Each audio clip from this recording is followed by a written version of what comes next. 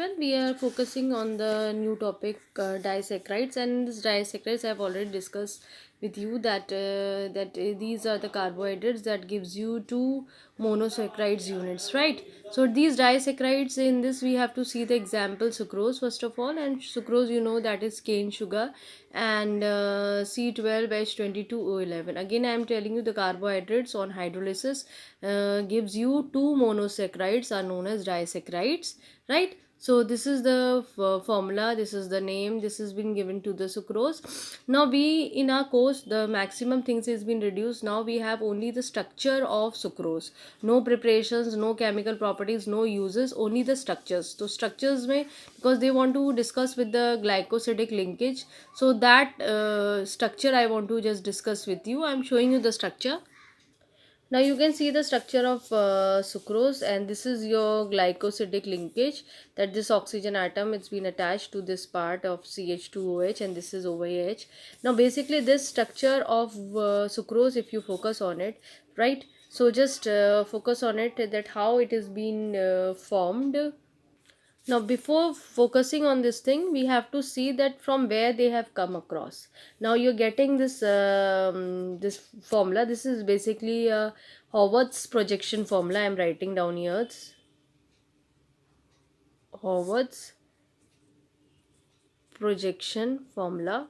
Now, this particular sucrose is being formed by your alpha D glucose and beta D fructose. So that is been there. Now okay, I've shown you this part. देखो यहाँ है alpha D glucose है, ठीक है।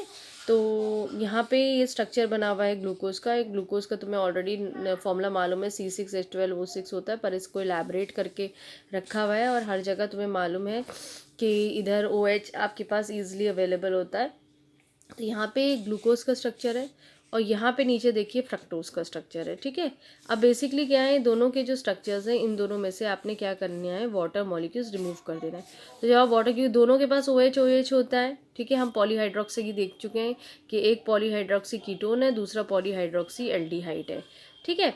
तो आपके पास ये काफ़ी हद तक आपको ये चीज़ें पता हैं। तो आप यहाँ पे क्या करेंगे, water molecules you will remove from air. So when the water molecules remove, this oxygen molecule will be there. This will give you a connectivity between this CH2OH and over here the H has been there.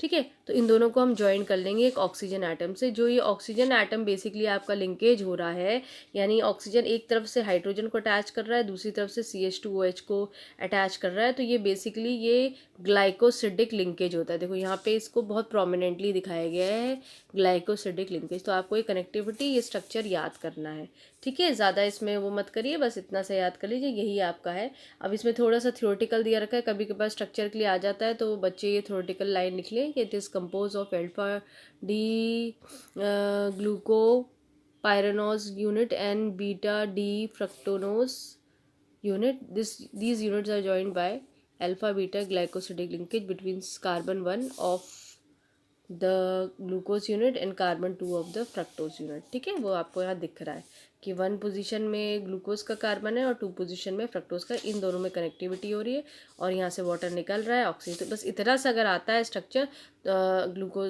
Sucrose का, तो आपको बस इतना ही लिखना है। ये theoretical portion है, और ये आप लिख दीजिएगा, यू विल गेट मार्क्स। अगर हार्वर्ड प्रोजेक्शन फॉर्मूला अगर पूछा जाए, ये H है ना, तो आप सिर्फ इतना ही बताएंगे। So this is clear to you, this is the structure for your sucrose. Now children, next topic is polysaccharides. If you focus on the polysaccharides, I think you must be remembering that it is the carbohydrates which on hydrolysis gives you large number of monosaccharides units, and these are joined together by the glycosidic linkage we have already discussed. Now in this we have three things in polysaccharides. Starch is there in a core, cellulose is there, and the last is glycogen. So again we have to focus only on the structural part. There is no need to focus on the other thing. So if you see that theoretical portion is there, occurrence, this thing, there is no need to learn it. Only just you have to remember that it is starch is a polymer of alpha glucose, and it's also consists of amylose and amylopectin. So it's very important that when you are giving the structure of starch, you have to focus on the structure of amylose and amylopectin. Pectin. So both the structures you have to remember. तो आपको amylose का structure दिया रखा है, यहाँ पे भी देख लीजिए, यहाँ फर्स्ट कार्बन एटम है इधर, और ये आपका 4 कार्बन एटम है, ये ग्लाइकोसिडिक लिंकेज है आपके. ठीक है, आप देख सकते हैं यहाँ पर कि वाटर इधर भी रिमूव होगा और ऑक्सीजन इनकी कनेक्टिविटी है जो दोनों स्ट्रक्चर्स को ज्वाइन अप करके एमाइलोज बना ले रहा है.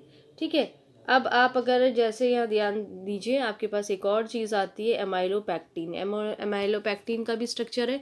वैसे बेसिकली आज तक बोर्ड में ये क्वेश्चन आया नहीं है, लेकिन but still because most of the syllabus is been now remove, so you have to remember the structure of it. So please learn this structure also of amylopectin. ठीक है, हर बार आपको दिखेगा कि आपकी जो ग्लाइकोसिडिक लिंकेज है हर जगह दिख रहा है, यहाँ पे भी दिख रहा है, यहाँ पे भी दिख रहा है, यहाँ पे दिख रहा है, हर जगह आपका ग्लाइकोसिडिक एंड सो ऑन. आपको ग्लाइकोसिडिक या आगे कनेक्टिविटी यही ब्रेक कर दिया है, आगे ग्लाइकोसिडिक आपको लिंकेज दिखेगा. तो ये आपका एमाइलोपैक्टिन का स्ट्रक्चर है. ये आपको you have to learn this structure also. Now the next portion is cellulose. This is the structure of cellulose which you have to remember. And over here you will see that देखो यहाँ पे सब आपका glycosidic linkage है. ऐसा नहीं है कि नहीं है ग्लाइकोसिडिक लिंकेज. ठीक है, लेकिन ये ग्लाइकोसिडिक लिंकेज जो डेवलप्ड होती है carbon 1 of the glucose unit and carbon 4 of the other glucose unit. ठीक है, अच्छा ये याद रखना, ये जो स्ट्रक्चर ये तो है ना, समझ रहे हैं ना, ग्लूकोज के स्ट्रक्चर है. तो ये सारे ग्लूकोज के स्ट्रक्चर से पीछे जैसे आपने यहाँ पे देखा था एमाइलोपैक्टिन में भी ये सब ग्लूकोज के स्ट्रक्चर, शायद मैं बताना आप लोगों को भूल गई, ये ग्लूकोज के ही स्ट्रक्चर है. तो ग्लूकोज के ही स्ट्रक्चर में 2 ग्लूकोज के मॉलिक्यूल्स है, और यहाँ पे एक ग्लूकोज मॉलिक्यूल्स में जो है यहाँ पे उसका फर्स्ट कार्बन आइटम है, इधर क्या है 4 कार्बन आइटम, इनमें से वाटर मॉलिक्यूल रिमूव है और ग्लाइकोसिडिक लिंकेज मिला. हर जगह आप देख सकते हैं अलग अलग फॉर्म आपका है, और उस हिसाब से you have to show the connectivity. ठीक है, अगर हम ग्लूकोज की बात, ये सेलुलोज की बात करें, यहाँ पे भी आपके ग्लूकोज है, सब ग्लूकोज के मॉलिक्यूल्स है, लेकिन 2 ग्लूकोज मॉलिक्यूल्स अगर आप रिलेट अप करते हैं तो एक ग्लूकोज मॉलिक्यूल का फर्स्ट कार्बन आइटम रहेगा, दूसरे ग्लूकोज मॉलिक्यूल का आपका 4th कार्बन आइटम रहेगा. उस दोनों में से वाटर मॉलिक्यूल रिमूव होके और आपके ग्लाइकोसिडिक लिंकेज बनाते हैं. ठीक है, तो I think this is very clear to you. So this way the structure you have to remember, you have to learn for the cellulose. There is no need to learn any other things. थोड़ा सा theoretical अगर चाहें तो यहाँ से लिख सकते हैं, it is compose only beta D glucose unit which क्या joined by glycosidic linkage between C1 of one glucose unit and 4th of the carbon 4 of the next glucose unit. देखो नेक्स्ट है ग्लाइकोजन. ग्लाइकोजन का ऐसा structure बना पाते नहीं, क्योंकि इसका जो स्ट्रक्चर है वो बहुत कॉम्प्लिकेटेड होता है और हाईली ब्रांच्ड होता है.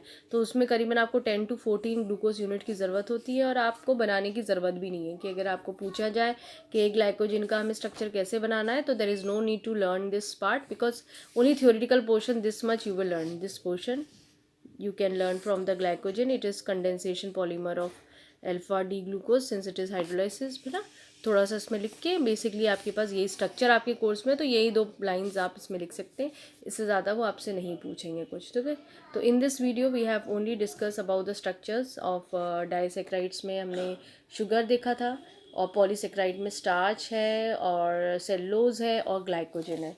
तो please learn this part and focus on this thing, and remember only the structure part. There is no need to go in the depth of it, because most of the things are being removed from the syllabus now. So only this is the reduced syllabus pattern.